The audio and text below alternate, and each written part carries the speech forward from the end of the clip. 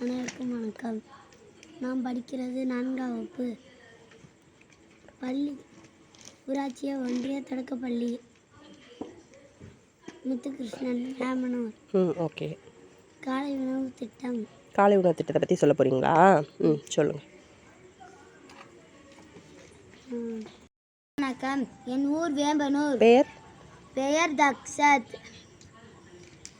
அம்மா வேலைக்கும் அவசரமாக கிளம்புறதுனால சோறு கட்ட முல்லாட்டி நான் ஸ்கூலில் போய்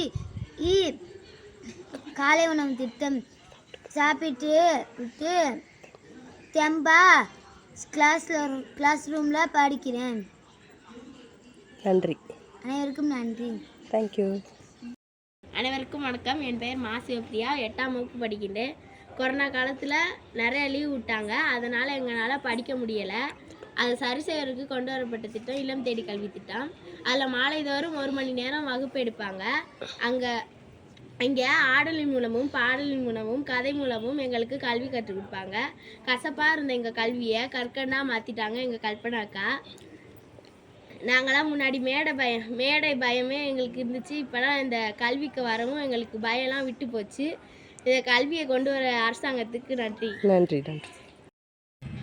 அனைவருக்கும் அன்பான வணக்கம். காலை உணவு திட்டம் அரசாங்கம் கொண்டுட்டு வந்திருக்கு. அதனால் எவ்வளோ பயன் அப்படின்றது அங்கே படிக்கிற பிள்ளைங்களுக்கும் அவங்களோட பெற்றோர்களுக்கும் தான் ரொம்ப தெரிஞ்சிருக்கும். கண்ணான கண்ணே, நீ கல்வி பயிலும் முன்னே காலை உணவு உண்டாயா, கஞ்சியாவது குடித்தாயா, பள்ளியிலே நீ படிக்கையிலே ஆசிரியர் பாடம் எடுக்கையிலே நீ பசித்த வயிறோடு உணவு உண்பாயா, சாப்பிட்டு விட்டு படித்தால் நன்றாக படிக்கலாமே என்ற தளபதியின் கனவில் தோன்றிய திட்டம்தான் காலை உணவு திட்டம். அதன் மூலமாக பிள்ளைங்க பயனடைஞ்சிட்டு இருக்கு. இந்த சொல்லியிருக்காங்க எப்படி சாப்பிட்றதுனால நாங்கள் சாப்பிட்டுட்டு நாங்கள் தெம்பாக படிக்கிறோம் அப்படின்னு. அதே மாதிரி தான் இல்லம் தேடி கல்வி திட்டம் ஒரு மாபெரும் திட்டம். எந்த ஒரு இடத்துலையுமே இந்த மாதிரி ஒரு திட்டம் கொண்டுட்டு வரல. நம்மளை பார்த்து தான் சில பேர் இப்போ இந்த திட்டத்தை கொண்டுட்டு வந்திருக்காங்க. அப்போதைக்கு உள்ள அறிவொளி இயக்கம் மாதிரி இப்போ இல்லம் தேடி கல்வி திட்டம் நம்ம முதல்வர் கொண்டுட்டு வந்திருக்காங்க.